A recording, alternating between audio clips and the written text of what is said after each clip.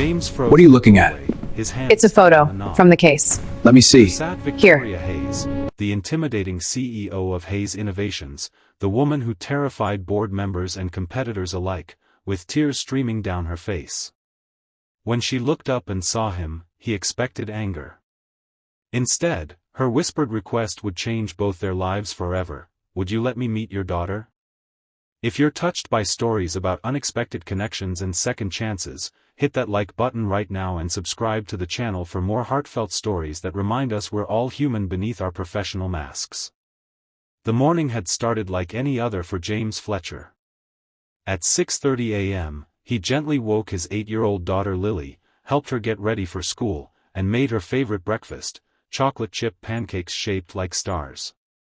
This morning ritual was sacred to him, one of the few constants in their lives since Emma's death 3 years ago.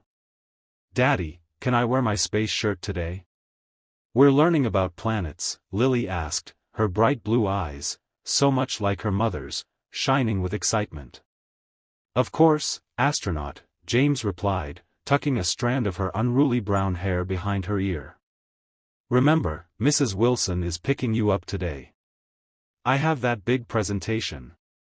The presentation. His stomach tightened at the thought. After 8 months at Hayes Innovations, this was his chance to prove himself to Victoria Hayes, a CEO known as much for her brilliance as for her exacting standards.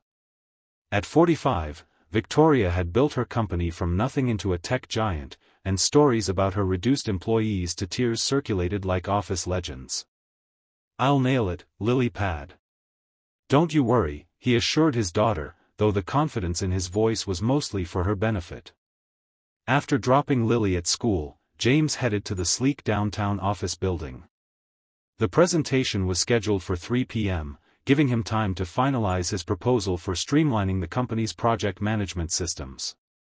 As the newest senior project manager, he needed this win. The morning passed in a blur of spreadsheets and slide revisions. By lunch, his colleagues were offering supportive pats on the shoulder and nervous glances. "Don't take it personally if she tears it apart," whispered Derek, who'd been with the company for 5 years. "I've never seen her approve a first proposal. It's like her thing." By 2:45 p.m., James stood outside the conference room, straightening his tie for the 10th time. Inside, Victoria was concluding a call, her voice sharp and commanding. James had always admired her poise, even when she was delivering criticism. In their brief interactions, she'd been fair but distant. As a single father, he appreciated that she respected his boundaries around working late, though he'd never shared the details of his situation with her. The presentation went better than expected. Victoria asked probing questions but seemed genuinely interested in his ideas. When he finished, she simply said, "Solid work, Fletcher. Implement the first phase by next month and we'll reassess." Coming from her, it felt like high praise. The tension in his shoulders eased as he gathered his materials. Maybe he really could make this job work. Then his phone buzzed. "Mrs. Wilson." A voicemail explained that Lily had fallen at school and needed stitches. She'd taken her to the emergency room, but Lily was asking for him. James felt the familiar surge of panic and guilt, the constant companion of single parents caught between work and family obligations. He hurried to Victoria's office, rehearsing his explanation. He'd never left early before, but surely even Victoria Hayes would understand an emergency involving a child. That's when it happened. He knocked, heard what sounded like a muffled, "Come in," and opened the door to find Victoria sitting behind her desk, one hand covering her face, tears falling onto an old photograph she held in her other hand. For a moment, neither moved. "I'm sorry," James stammered, already backing away. "I should have waited." "No," Victoria said, quickly wiping her eyes and straightening her posture. "What do you need, Fletcher?" James explained the situation with Lily, expecting a curt dismissal. Instead, Victoria's expression softened in a way he'd never seen before. "Go," she said simply. "Family comes first." Surprised by her understanding, James thanked her and turned to leave, but Victoria's voice stopped him.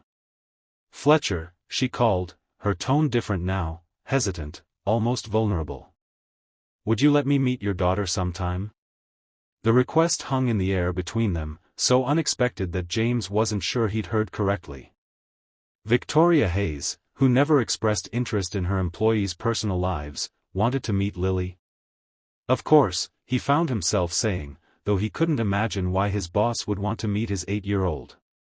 At the hospital, Lily was brave through her 4 stitches, squeezing his hand and telling him about how her teacher had given her a special sticker for not crying. James couldn't stop thinking about Victoria's tear-streaked face and strange request. The next day, James dropped Lily at school and headed to work with unusual apprehension. Would Victoria pretend nothing had happened? Would she retract her request? Instead, he found a note asking him to come to her office at lunch. When he arrived, Victoria was composed, her usual confident self, though something about her seemed different. "Please sit, James," she said, using his first name for the first time. "I owe you an explanation for yesterday." Victoria reached for the photograph he'd seen her holding, a faded image of a smiling young woman holding a small child. "20 years ago, I had a daughter," she began, her voice steady but quiet. "Her name was Sophia.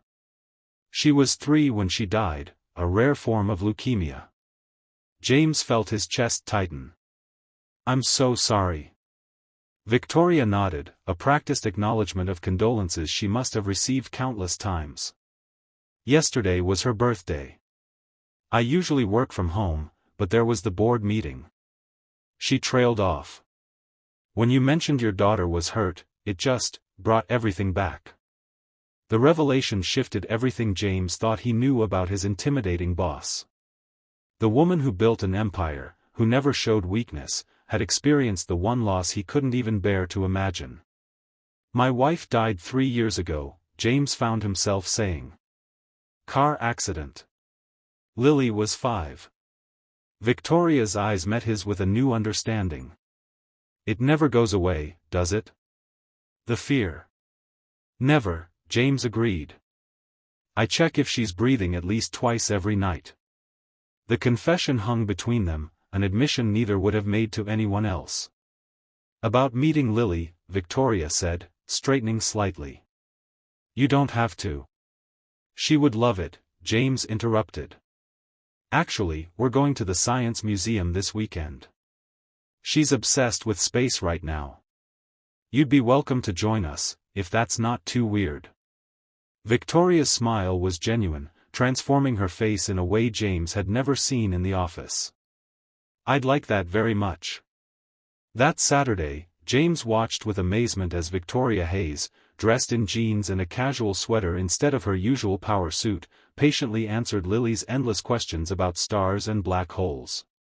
Victoria, it turned out, had studied astrophysics before switching to business, and Lily was entranced.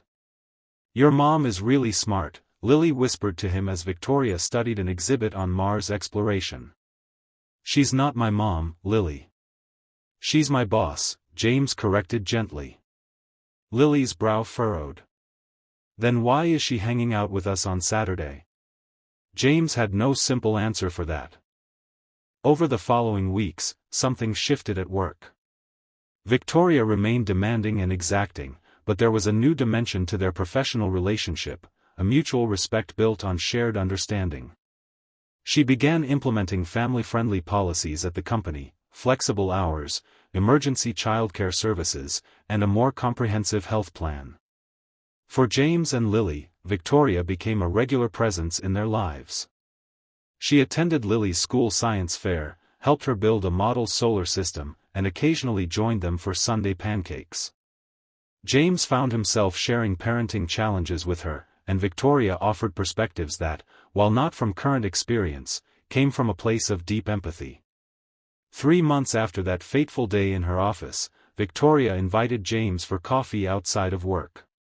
"I've been thinking about starting a foundation," she explained. "For families dealing with childhood cancer and for single parents struggling with work-life balance. I'd like your input, and possibly your help running it."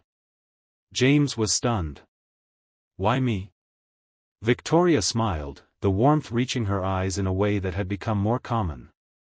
"Because you understand both sides, the corporate demands and the parental ones. And because you saw me at my most vulnerable and didn't think less of me for it."